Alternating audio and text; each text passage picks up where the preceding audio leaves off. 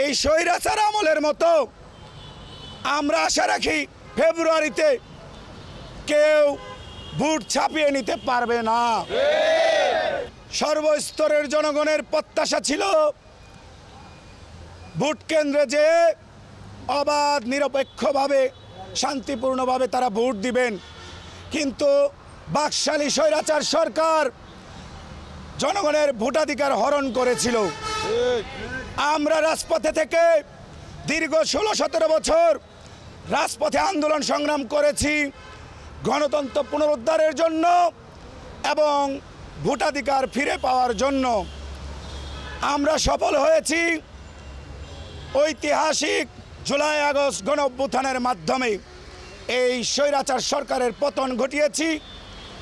এই স্বৈরাচার সরকারের হাসিনাকে আমরা বিদায় জানিয়েছি।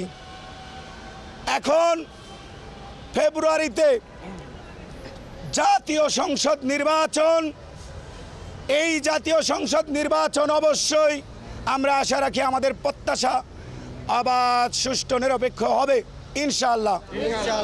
এবং সর্বস্তরের জনগণ শান্তিপূর্ণভাবে ভোট কেন্দ্রে যেয়ে ভোট কেন্দ্রে সশরীরে উপস্থিত হয়ে ভোট দিতে পারবেন। এই স্বৈরাচার আমলের মতো আমরা আশা রাখি ফেব্রুয়ারিতে কেউ ভোট ছাপিয়ে নিতে পারবে না।